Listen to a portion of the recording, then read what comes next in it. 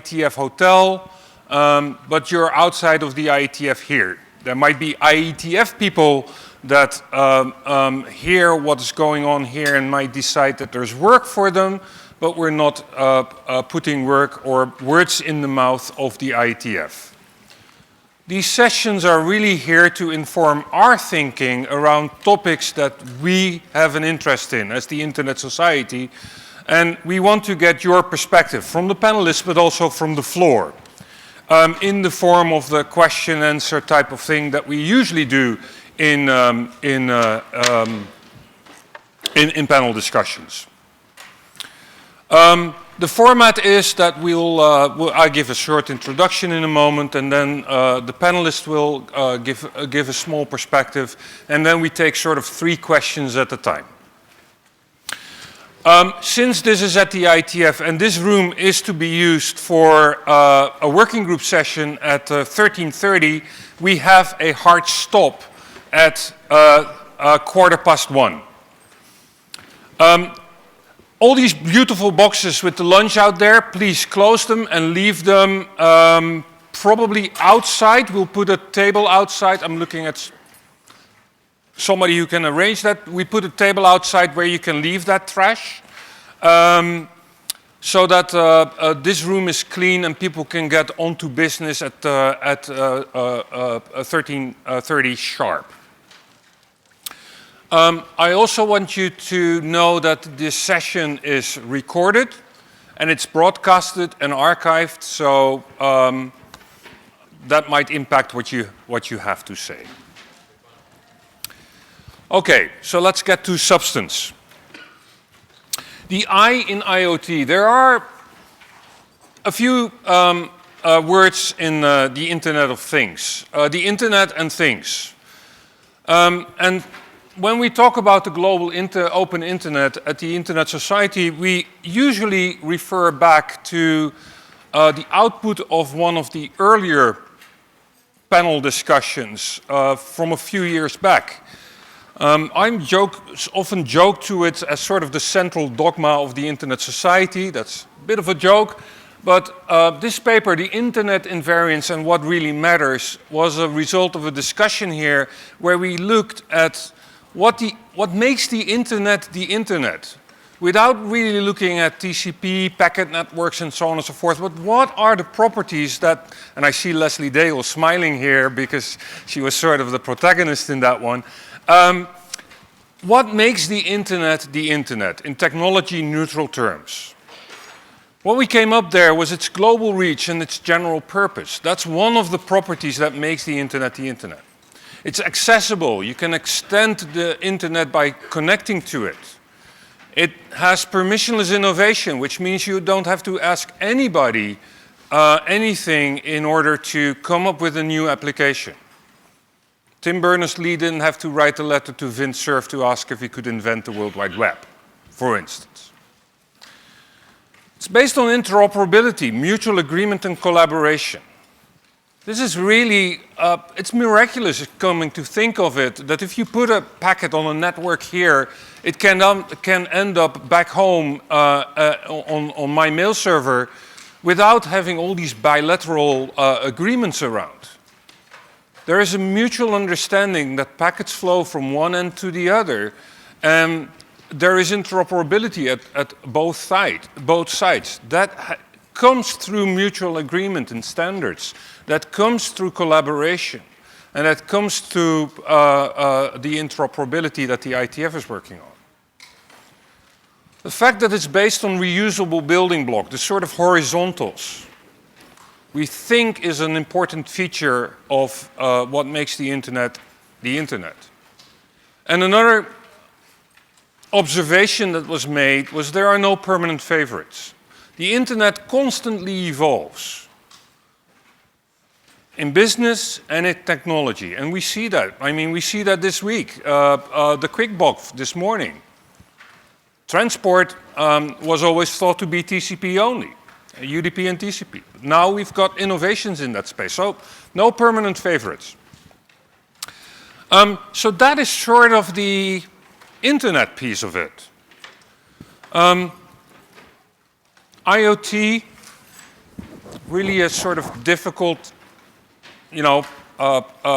definition of it. But we're going to ask the question today to the panel in this sense. What are the implications of autonomous, always-on, connected, and often constrained devices on the global internet with the perspective of the internet invariance? There's a word missing on the slide I just noticed. So we're not going to do definitional questions around what IoT really is, what type of architecture you use to connect to the network, but we're going to look at this at always-on, autonomous devices, often constrained. I think that's sort of the perspective. So on our panel today, we have Hannes Stefenig, who brings a industrial perspective and a standardization perspective. He's all these people are well known in our community, of course. Karsten Bormann, IoT architecture and sort of an academic perspective. Erica Johnson, testing perspective. Juan Carlos, IoT service provider perspective. And finally, Michael Koster, a perspective sort of the end user. Just for a note, Hannes will have to leave a little bit early, around 1. When he leaves, that is not a value judgment on the quality of the discussion. So, just so you know. Unless he curses and walks away, but that's... So with this, I would like to invite the panelists to sort of give their perspective. They have 3 minutes each. Please remind yourself to speak a little bit slowly. Okay, I wanted to talk about basically the subject, how things change. What's different about the internet when we start connecting things to the internet? So, not to get too much into definition, but for the purpose of this, I think things connected to software using networks. That's what we're doing. We're connecting things to software that's somewhere else, not in the thing, using networks. And I think this inverts the relationships that we're used to dealing with on the internet. Things are the servers. The data authority is now here in this little thing. It's not out on some website somewhere. It's the things that generate the data and consume the data. And these things are hyper-local and they're personal. They have our information in them. So I think we're looking at a lack of confidence right now in IoT, and so this is one of the subjects common themes that came up in our pre-panel discussion. And I think what confidence really, for the purpose of this, it comes from demonstrated integrity. And the failures in confidence, I think, have been really failures of integrity. What this requires is a clear notion of data ownership and a clear notion of where the policy control comes from. So for example, we have a couple of, you just read the news from this year, right? Earlier this year. My thing shouldn't stop working if some website shuts down because they can't operate it anymore, they got bought by someone else, or some terms of use changes, the way someone wants to operate their business changes, and now suddenly, my devices, my things are bricked. And that happened to people this year. And I think we're seeing an inversion of scale, right? I think we've been, the deployment of the internet has been focused on a few really, really massive websites, a relatively small number of really, really large websites. If you look at where the traffic's going and what's happening now, I'm not saying we optimize all our protocols for this, but this is the way the internet's been deployed today, where really most of what's happening. Connected things aren't going to really get much benefit from connecting to a massive website. I won't name any of them, but whatever. Connected things are going to drive scale at the edge of the network. And I think software that's executing at the edge of the network, near and in the user context, will add a lot more value than some massive scale website. Also, go back to confidence. These massive websites are vulnerable. Data breaches, DDoS attacks, all this other stuff. And we've seen sort of horrible examples of that happening as well. So this is what I think the fundamental shift is going to be when we start connecting things to the internet, and what really we're going to need to respond to. Thank you. I think that is all. So one of the things that I think I heard you say is there are no permanent favorites. That the Internet of Things might actually push that point. Juan. Yes, hi. So, Juan Carlos Zúñiga, thanks for the introduction. As Olaf said, I represent here the service provider point of view. And first of all, I want to just tell you that a lot of people have some confusion when they talk about the Internet of Things, because it's arguable that things or devices have been connected for a long time, especially in industrial environments. And here at the IETF, we've had multiple years of work on making IP stacks optimized for these devices. So I think what we are focusing on here is the fact that a lot of devices or things that were not used to be connected, not only they are being connected, but also they are starting to send and receive traffic to and from the internet. So that is the big revolution that we see. These devices are, there's a whole range of devices, all the way from super constrained, low cost, low complexity, to more sophisticated devices, and then you can think of cow trackers all the way to home servers or smart controllers and so on. So this is what we are going to be talking about when we mean Internet of Things. So coming back to my point of view, my perspective, here I'm from the connectivity provider point of view, so can you click please? What we do in Sigfox, if you are not familiar with the company, basically we connect the things with the internet. So we sit right in the middle of this chain of IoT. Next, please. So some of the key enablers that we think are needed to link the T with the I, from our perspective, please, actually you can click on standards-based application interoperability. So being able to run a generic IP services, I think this is key to deploy the market potential. And this market potential basically is not good only for the economy or the commercial institutions, but also for society, education, and so on. Collaborative approach to security. As we've heard, there's a lot of security issues around this, and there's no one size fits all solution for security, so we need to work together. Multi-stakeholder policy development, in which we have representatives not only for government, but also from civil associations, from commercial, from technical, and so on, basically giving their point of view when policies are defined. And finally, privacy by design. There are a lot of privacy issues around IoT, so we need to take them from the beginning by default and make sure that they are user-centric and not try to fix the problem once it's already happened. Thank you. At the risk of dragging you beyond your 4 minutes limit, are these things happening? No, I think they are starting to happen right now. Some of them are more advanced than the others, but we are, I think, at the right time to start asking the questions and working together on solutions. Okay. Karsten. Thank you. So I would also like to start talking about things that are happening and that are starting to happen, actually. And I think the interesting thing we are seeing is massive scaling. So things are starting a bit slow, but in the end, we are supposed to have billions of these devices on the internet, and that changes things a lot. We're used to doing massive scaling. Did I go too fast? No problem. We are used to doing massive scaling up, but at some point, we have so many things on the internet that we have to think about scaling down, scaling those things down. And we have been learning a few words again that were nearly forgotten, like kilobyte. None of my students knows what a kilobyte is. Megahertz and cents.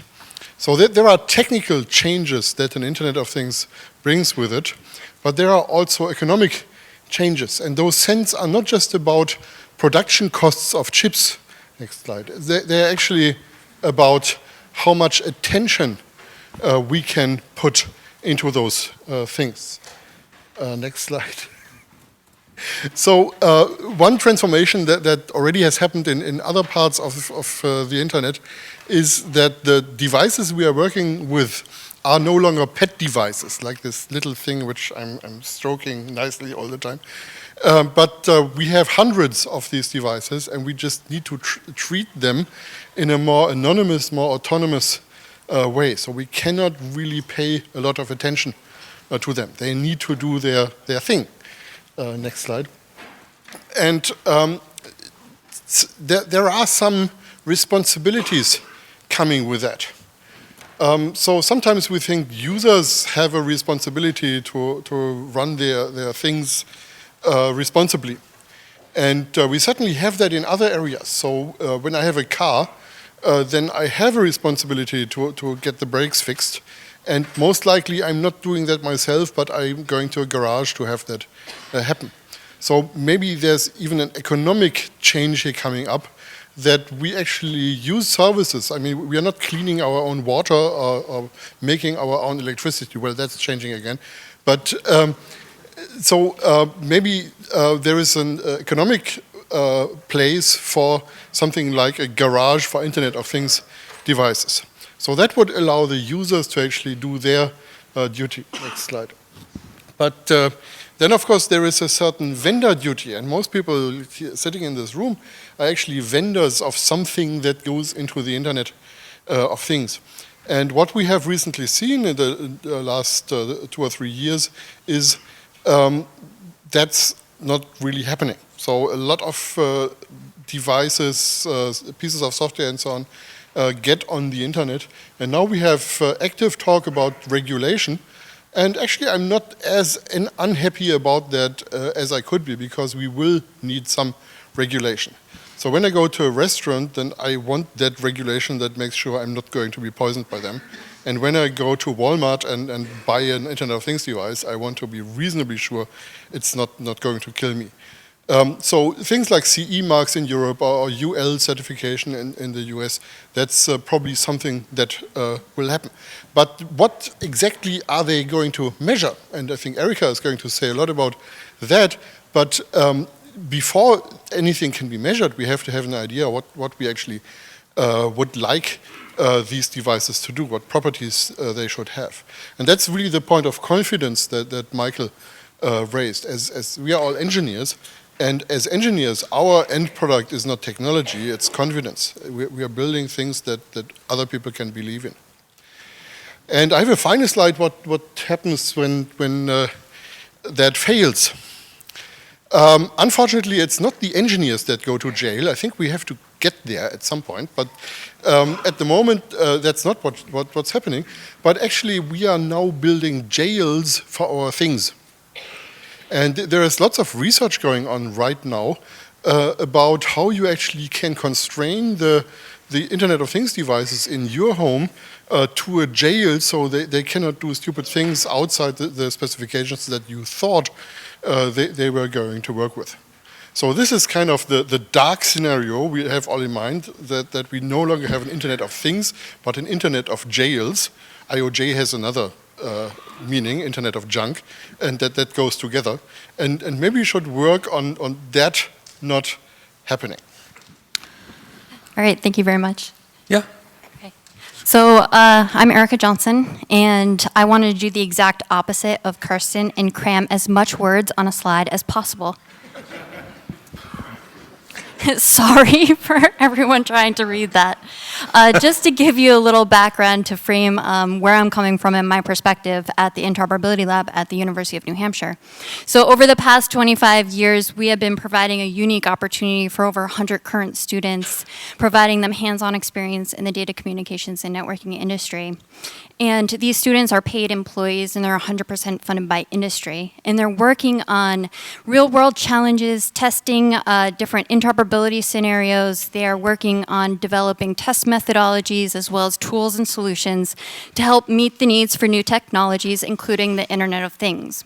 So over the past couple months, we have actually been contacted by several what I'm going to call IoT application providers, and they need help.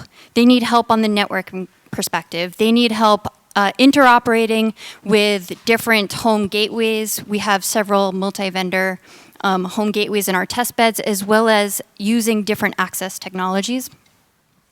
So these IoT companies are actually sending us complete IoT ecosystems, and they actually have the smart objects connecting directly to either their application gateways or the cloud.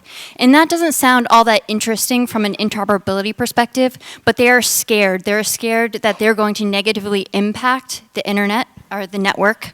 And they also want to be reassured that their devices or their systems are going to operate effectively with using different networking equipment. So we're providing this environment for them. We're doing customized testing. Our students are working directly with them and giving them that user confidence and that assurance about interoperability.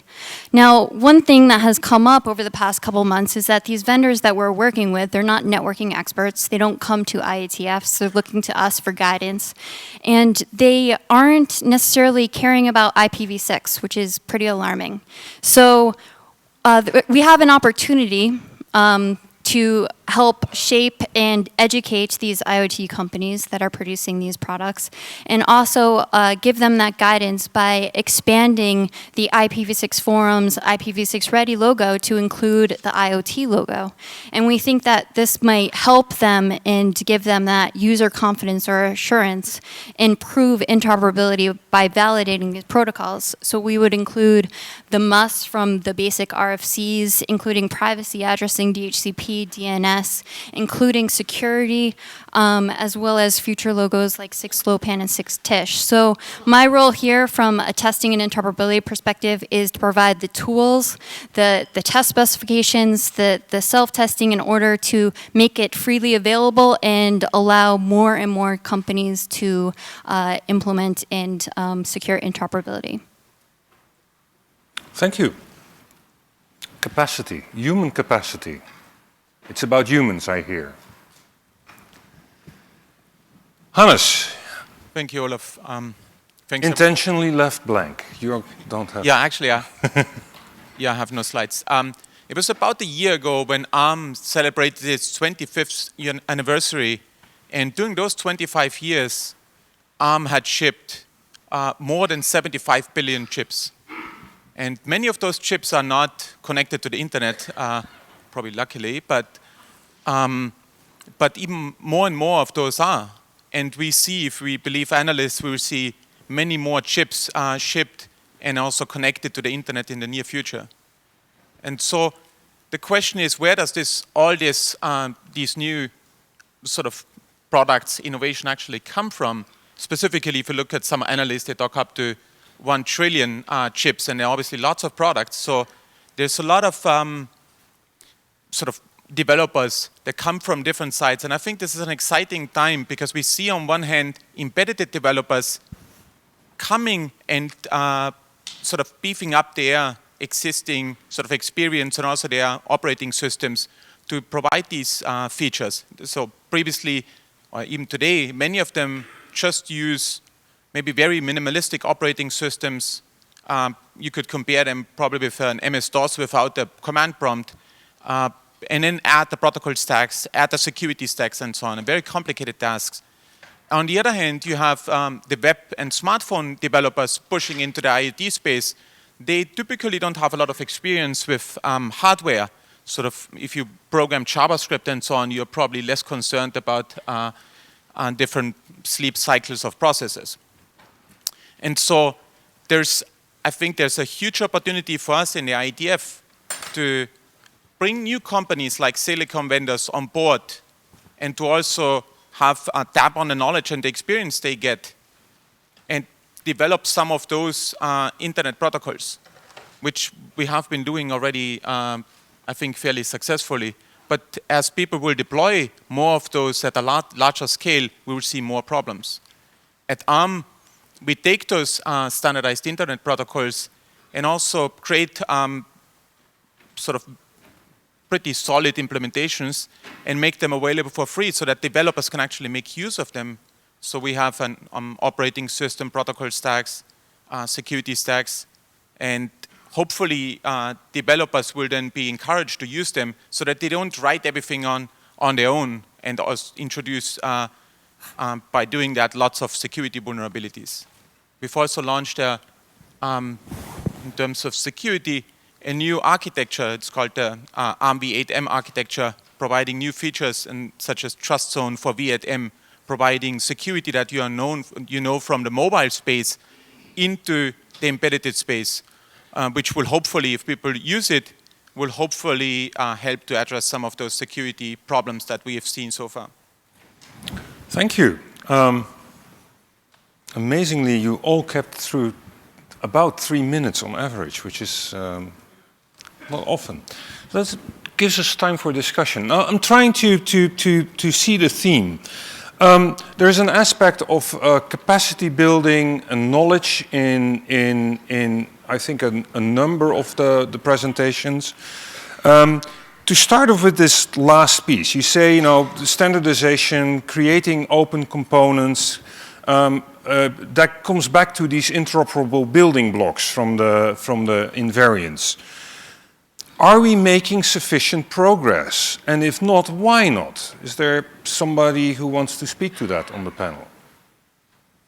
Is standardization at the right place, or is, to ask it in a leading way, the market, the entities in the market still trying to grab as much market as they can? Maybe I start. So I think we have made a lot of progress over the last few years, specifically at IETF, but also in some of the other organizations.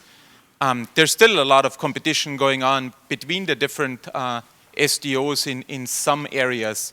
So I expect to see still a lot of incompatibility. But the challenge so far has been to actually get those standards then implemented into the hands of the developers, because otherwise it doesn't help to just have the documents available and developers not knowing how to use them, because it's one story to even also implement them as a sort of research project or as a prototype, but then actually get it to all the different, running on the different chips and the different platforms. That's a much longer path and shouldn't be underestimated. Michael? Yeah, clearly there's a lot of fragmentation in the IoT standard space. There's a lot of bodies working on essentially overlapping and competing standards, and that's moved up now to the data model space. So, we sort of at IETF, CoAP is really, really common in all these, and HTTP, the standard protocols are more and more being used. But now the tussle is in the data model space. However, we have seen a lot of really encouraging consolidation. OCF, Allseen, and UPnP are all in the one organization, 3 different technical standards, but one organization, and following more and more IETF guidance on these interoperable building blocks more and more all the time. And I see also in my work with various SDOs a lot of willingness and a lot of talk of one ecosystem instead of our ecosystem or cross ecosystem. Now the talk is beginning to be one ecosystem. So I see it really encouraging. We need to really make sure that we continue to drive this into convergence. So one thing is developing those standards and getting them agreed on, and I think, yes, we are making very good progress. The next thing is getting them actually into products. And we have 2 problems here.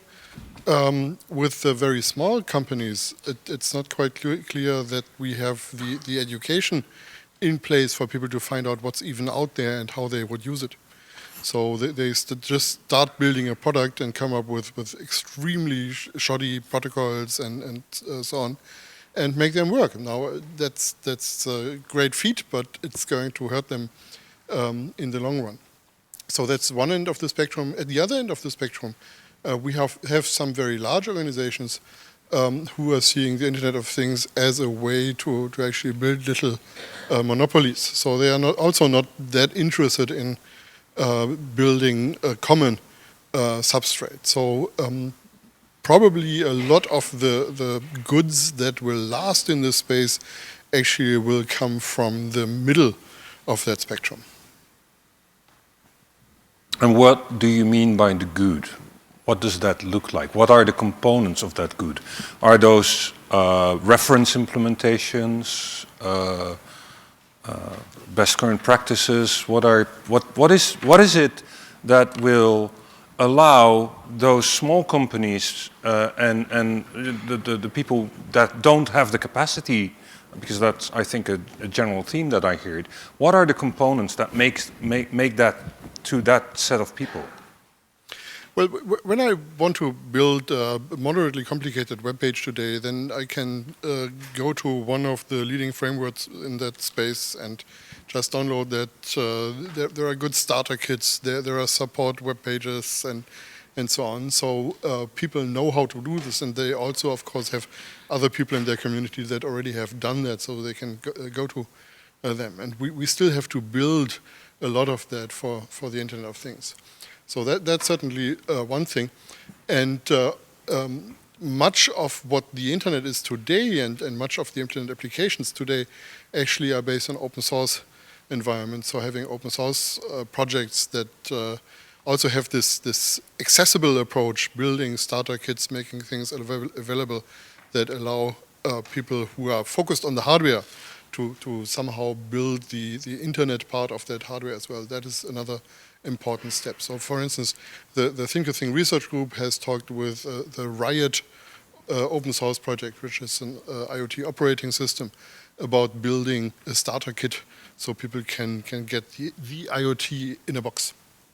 Is that something that ARM or other vendors in that space work on, and making starter kits, open source kits available for their users?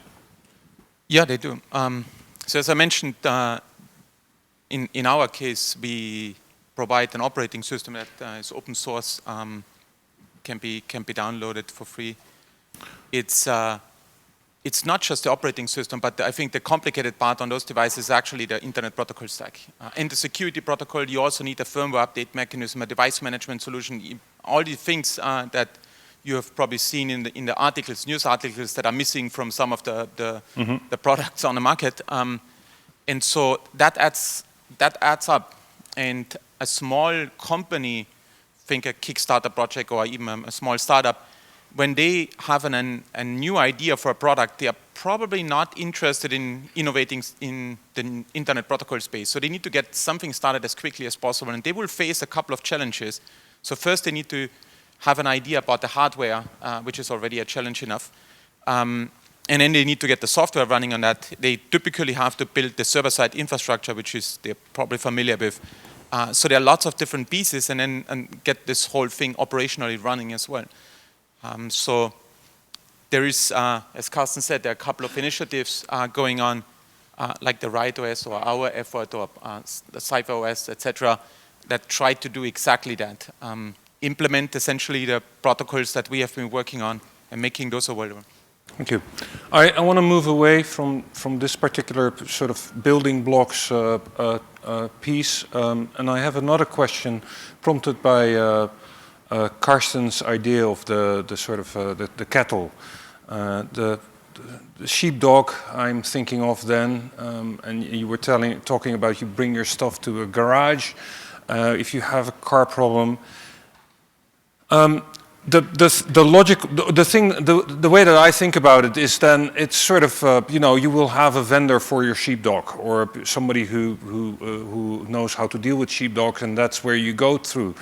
That might be your network operator. That might be a third-party vendor. Does that mean that impacts permissionless innovation? Because the sheepdog that you interact with, that might be your network vendor, doesn't accept all the products that you might have in your home. Is that something that might impact the openness of your network? The ability to do the maintenance and the parties who will do the maintenance of the things that are in your home or in your enterprise or what have you? Is any comments on that thought? Yeah, if I want to hire someone to run my home network, then of course that someone needs to be able to work with all the devices I have in my home network. I mean, when I hire someone to fix my car, then they need to know how to handle my tires. That's a problem they have to solve. And it's a nice thing that there are standards in this space that make it relatively straightforward to actually handle different kinds of tires. And so standard device management solutions, and of course the security concepts that are required to make this really work, that's really important to actually allow these companies to exist.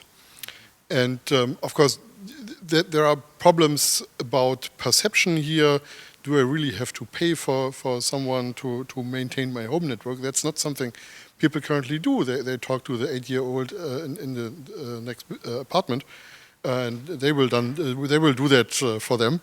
But I think in the long run, like with the cars, people will notice that that's really a good way to get things done, and the economy will make it cheap enough that they can do it.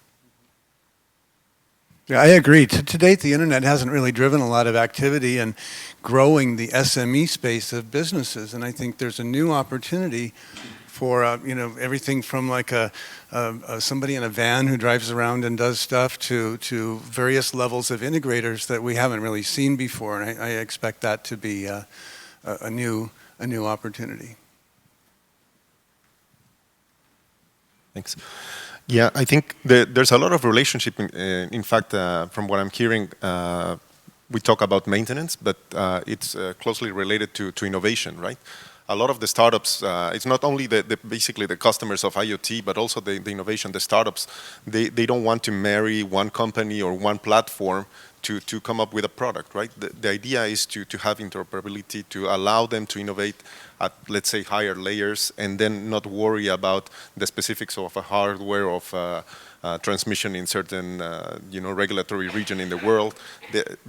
The way we see the internet evolving today is basically by allowing these people innovate in their area of expertise without worrying to the basics. Unfortunately, right now the markets are still very siloed, very technology specific, and indeed they do need to have a full knowledge. So hopefully with a standardized division of services versus platforms, we can arrive to basically unleash the potential of the IoT. So I can imagine that you would see that in the testing environments, Erica, the broadening of that industry, people coming your way. Is that something that is... Absolutely. So the companies that have been coming our way have very limited knowledge on the network, nor care to. We're talking about different industries that might maintain pools and spas, for example, or plumbing and have sensors and want to, or maybe monitor crops and make sure that that information is getting back to their cloud servers in the appropriate manner. So in terms of testing, we haven't seen a whole lot of I want to work well with other smart objects within the home, but it's more I just want to make sure I do no harm and I can get back to the cloud. And that actually hasn't been happening with the companies that we've been working with. They can't control different aspects of the network. They can't control the access technologies. They can't control the routers, the home gateways that are being purchased by mom and dad at your favorite electronics store. And so they are finding that they can't always have that connectivity. And so we want to try to help with the network level testing and the protocol testing. I personally don't see sort of this the model where you have a home network as a user and then you sort of outsource the maintenance to some third party that you pay for.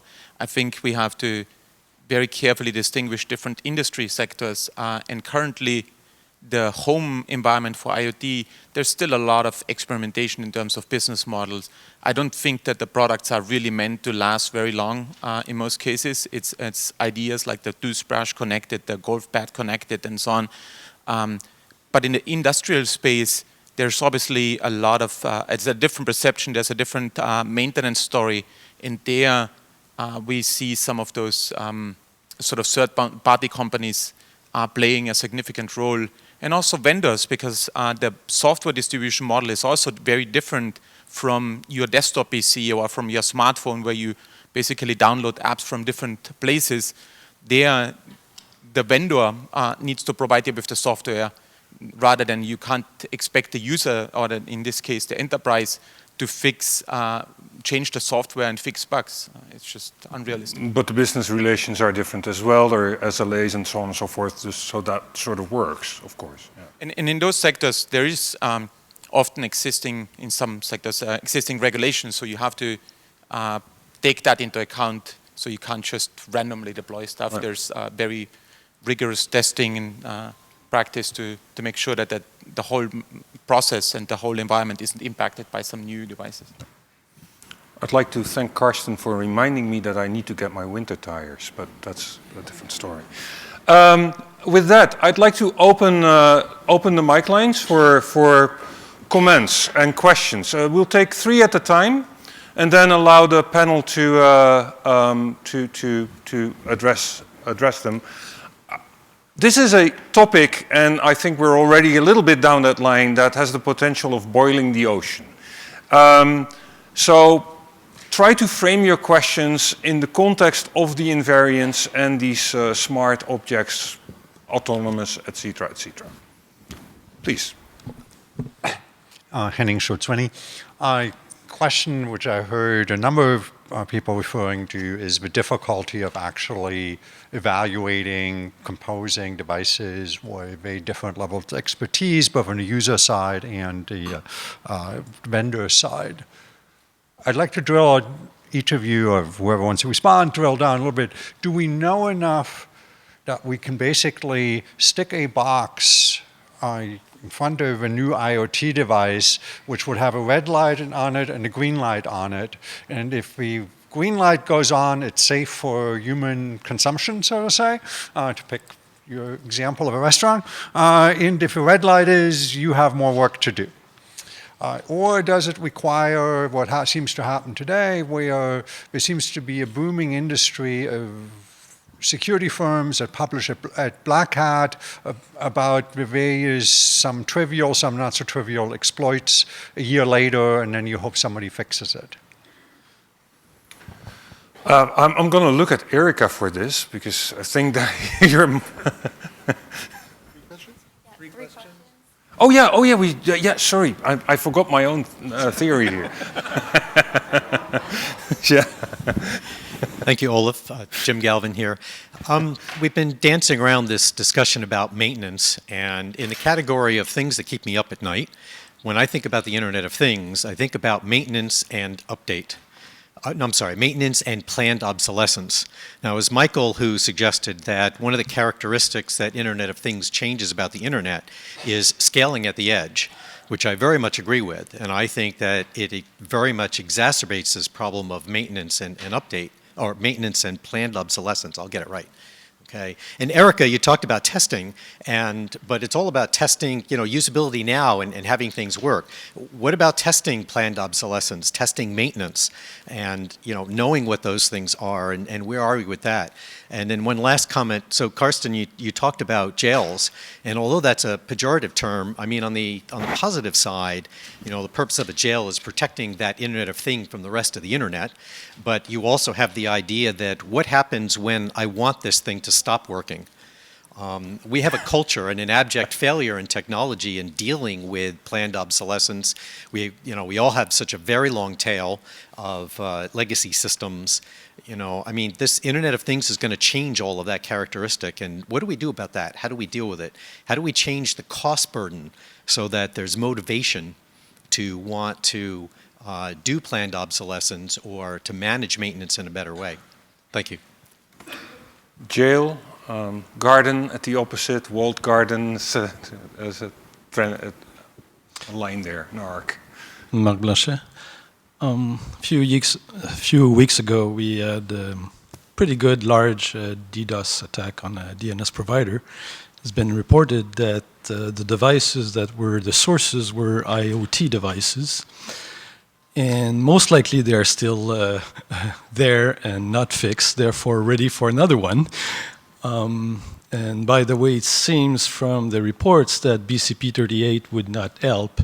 So the question is what you and we should be doing about this. So, 3 questions now. One about the green-red test, so to speak. One about planned obsolescence, the economics of future testing, so to speak, and one about the pollution that is already out there. We still have 5 minutes for Hannes to be here, so if you want to take one and then run away, then I know you won't curse. I would like to address Henning's comment, because this is something that we hear quite often in the company, that people ask us, like, say we need regulation to fix security problems. And the question I always have, similar to probably Henning, is what should that regulation actually contain? What should we test for to say it passes regulation or not, and who should actually do that?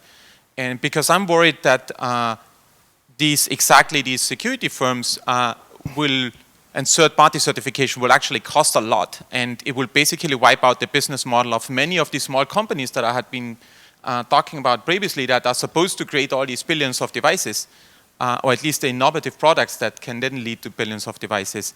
And so that's something I have not heard an answer for ever, on what data would actually contain and how you would actually do that in practice. And I'm searching myself, but... So bringing that question back to permissionless innovation, would the requirement to pass the green light test, so to speak, stifle permissionless innovation?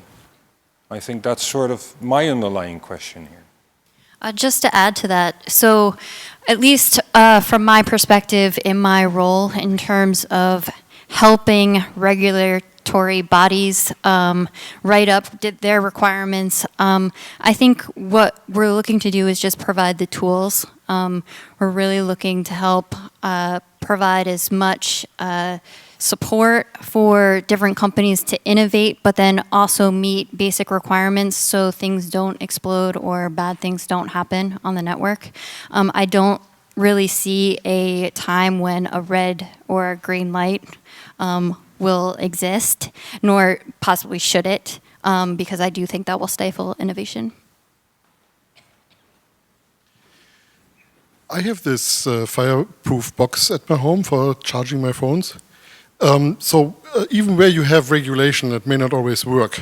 So trying to come up with regulation that is absolutely perfect and forever avoids every kind of accident, that is not going to work. But there are some very simple things you can do. For instance, somebody who brings a product to market should just be required to talk to an organization and explain to them why they think that that product works. So they have to go to the EMV house anyway to get their electromagnetic compatibility testing. They should go to a second house and just have an afternoon with them explaining what did they do to make this reasonably safe product. So you don't need complicated regulations. That's a very simple thing to do. I think in the long run, what we also really have to do is make sure we get away from the very strange liability situation we have in the area of software.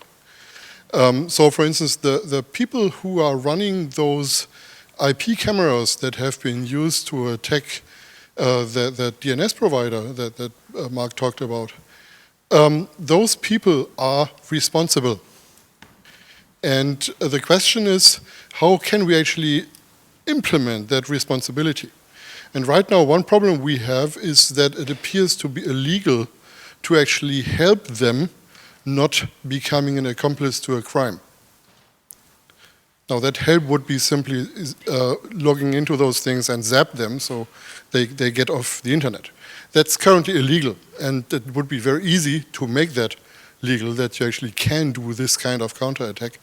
And things would become interesting for a short while, but I think we would see a change in behavior. Don't forget the other two things, the planned obsolescence and the stuff that is currently out there. Okay. Those were the other two questions that... So I just want to wrap up and then I come back. Yeah. I agree with the points, and I just want to reinforce the idea of collaborative approach to security, because I think it's very easy to, once something happens, point to someone else or just throw the hot potato. And the fact is that these devices belong to a system, and often there's multiple places where solutions can be implemented and not necessarily where the problem was generated originally. So I think it's important to work together and not necessarily just because the fact that one device is creating the issue, the network cannot do something to prevent the issue from happening again or solving it in the beginning. So again, I think it's important to encourage the collaborative approach to solving issues and not just trying to pinpoint solutions.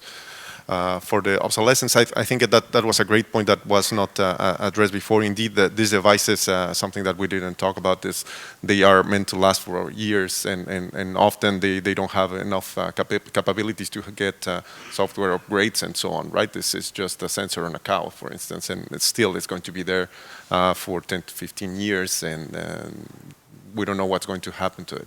So I think it's important to keep that in mind when we design, again, the system and the device itself, thinking not only on the current use case, but also on potential future use cases that can be given to that device during the lifetime. Any other comments? Otherwise, we'll take... Let's take the following 3 questions. Gabriel Montenegro.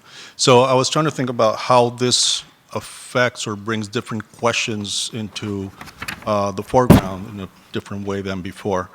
A couple of things come to mind, and I don't know the answers, but I'm suggesting these might be questions that would be answered in a different way nowadays. The balance might be different. One is the question about this permissionless innovation.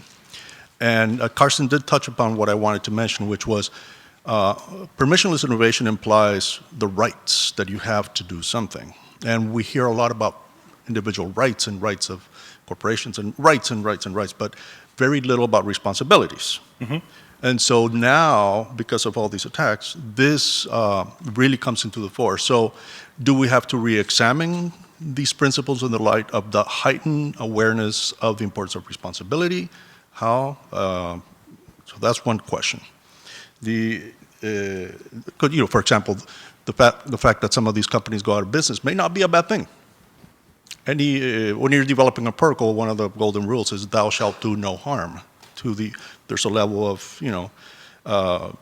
craziness in the internet, of attack surface that's understood. You don't want to make it worse. Hopefully you'll make it better, but at least not make it worse. So should this apply to these companies as well? So that's one question. Engineer for confidence is what I've heard Carsten say in that context. And the other aspect that comes to mind that might have a different equilibrium point here in the discussion would be the tension between horizontal networking and vertical networking, in the sense that, like as in a vertical industry. Mm-hmm. So in IoT, it's really a collection of a lot of vertical industries, and the horizontal component of it exists.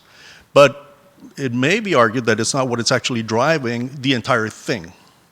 So that brings into question, for example, things like, will it change the profession of engineering? In a lot of these vertical industries, you have to be certified to do anything. You can't just improvise. For a good reason, a lot of these devices will actually affect people, harm people, etc. They're very close. So there is a question here about the building blocks, so to speak, whether there are sufficient horizontals. Whether there are, yeah. So this also begs the question about, well, we're going to need certification, increase confidence, all this stuff, increase interoperability. So some way, some stamp that says this works. But again, these are probably driven on a case-by-case, on a scenario-based basis. And we see that already, like Threat Group, for example, published stuff applies to home, so there would be something that applies to the home.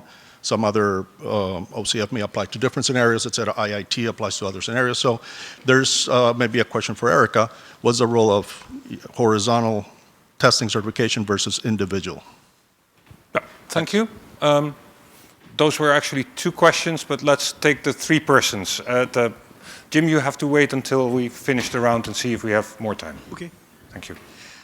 Barbara Stark. So I'm sorry Hannes isn't here anymore because he would have been valuable to my question, but I've been working in another organization on looking at management of IoT devices. And what we're doing is, in the Agile, we're doing prototyping and things like that. And here are some of the two frustrations that we've really run across while we're doing this.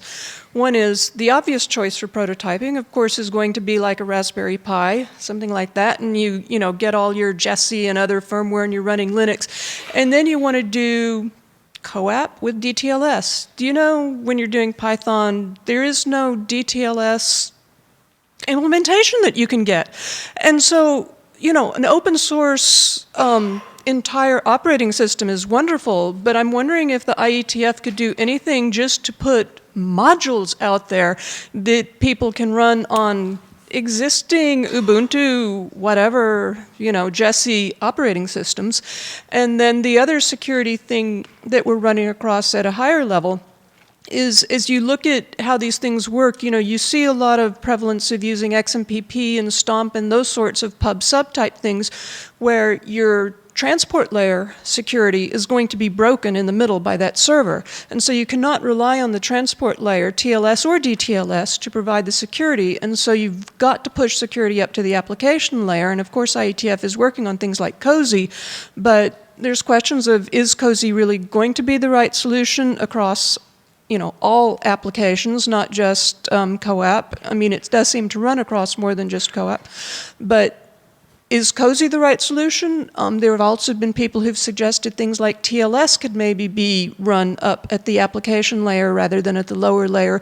But what could IETF do to actually make these things a reality and make them a reality in a time frame that's useful for people doing things now? Thank you. Hi, Desiree Milosevic. Hope I can focus just on one question. So I'd like to bring a perspective from a user point of view. I think first we need some kind of a clarity of things that are connected to the internet, because some of them use Bluetooth to connect to the phone app. Some of them are fully integrated devices that actually talk to each other, and then the third level where they talk to and use internet protocols. So some clarity would be good. But the question I have is really, what can we do when you get an IoT device that has a vendor locked-in password that you cannot change? I'd be interested in thinking, how we could deal with that. Jim, I'm not going to take your question because we have 7 minutes left for the answers, or at least answers to some of these questions, because I think they varied in depth and width. So if I may, I want to react on Gabriel's point about, I guess I can summarize it as accountability of when there are problems, and that to me relates to the issue we were discussing before about regulation and goes together with policing. I think we're in the beginning of one technology revolution, and if I compare to, let's say, the telecommunications time of Marconi, perhaps we didn't know what was going to happen, but now there's spectrum regulations, there's licenses for how to operate, and you cannot just pop up a radio and transmit on any frequency band. There's rules that you have to follow, and there's consequences if you don't follow those rules. Same things when we were riding horses and then cars starting popping up. Of course, you can build your own car, but now you have to build a car following regulations to take it on the road, and you cannot just build your own car or your airplane and start rolling it out. So I think that a policy and regulation go together, and it's important that we hear from all different parties, again, this multi-stakeholder, because it'll be hard for, let's say, one government agency to dictate everything about it, or one technical community without hearing what is the commercial or the civil point of view from the society. So I want to drill into that, because I hear you say regulation several times after each other. But what if the people that actually work in this space take their own responsibilities? Because regulation, of course, is always a sort of a slow catch-up thing, while as somebody said, this stuff is out there, and we already are dealing with things that we cannot fix. How can we take our own responsibility as an industry and make sure that other people in the industry take that responsibility? Well, it comes back to accountability, right? Like we have to first be educated, understand the uses and consequences of the technology, and then we can perhaps be more informed about the consequences that could happen if things go wrong. Right? Thank you. Okay, Erika, I'm going to pass the mic. Yeah, go ahead. I just had a quick thought. I mean, there's no reason someone couldn't write an internet draft that embodies what they think should be policy, standardize it, and then say we conform to this or we don't. Do we have a volunteer?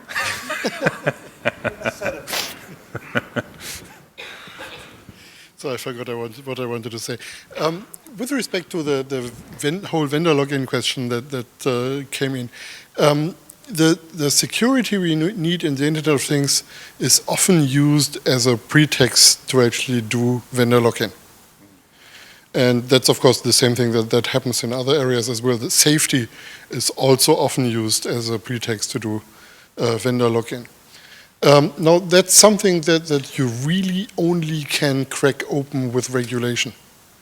So this is one of the very few places where we need regulation.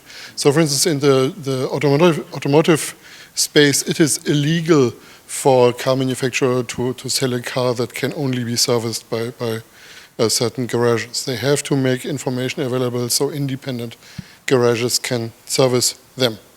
And that's something we need in the Internet of Things. On Barbara's points, there is something called Tiny DTLS. We are working on it, yes. Hannes probably would have said embed TLS. There are solutions out there. Let's work on identifying and fixing them. On the matter of how to do end-to-end security, multi-hop security right now, yes, we have COSI. And yes, we might even make TLS useful in this space, but that's probably a discussion we should take offline. And on the risk of advertising something that might not be completely applicable, CodeStand. If you need open source implementations of the of IETF protocols, codestand.ietf.org is sort of a dating service between protocols and implementations, and that might be relevant in this case. Sorry for the interruption, but. Erika, some words on these sets of questions? I don't know how many actually apply to my specific world, but just in terms of the horizontal versus vertical, you touched upon also certification needs in engineering, different aspects, and making sure that they're qualified to work on these networks. That's definitely something that's interesting. I would like to explore what that would look like. I also would like to put, some students together and see what we can come up with in terms of tackling some of these interoperability issues across different, network spaces, including horizontal and vertical. Thank you. And I'm looking at my clock, and I see it's 14 past the hour, which means that we're wrapping up. I find it very hard to summarize a meeting like this while in the flow. But I think I heard a few aspects. I heard the responsibility of the stakeholders. And this is clearly a place where there are a strong evolution is taking place at the moment. Change of players, there is no permanent favorites, and we certainly will not see them in the near future in this space. Responsibility, collaborative security is something that I heard. That is a concept that we've been pushing through the Internet Society, and I have not instructed Juan Carlos to speak about that. Lots of trends. I haven't heard particular pushback on the invariants. The fact that the invariants don't count anymore for when we connect things to the internet. There might be a few aspects that are under stress, but that is something that I think we have to think about a little bit longer and deeper. With that, I'd like to thank the panelists. If you have a closing remark, just 10 seconds? No? Good. Before the applause, please take out your boxes, put them outside, make sure that the room is in good order. The IETF needs to do work here. Thank you to the panelists, and thank you for your attention. One last thing. You've all registered. We're putting out a 3-question survey. I believe it's 3 or 4 questions. Would you be so kind to fill in that survey to the best of your knowledge and intention? Thank you.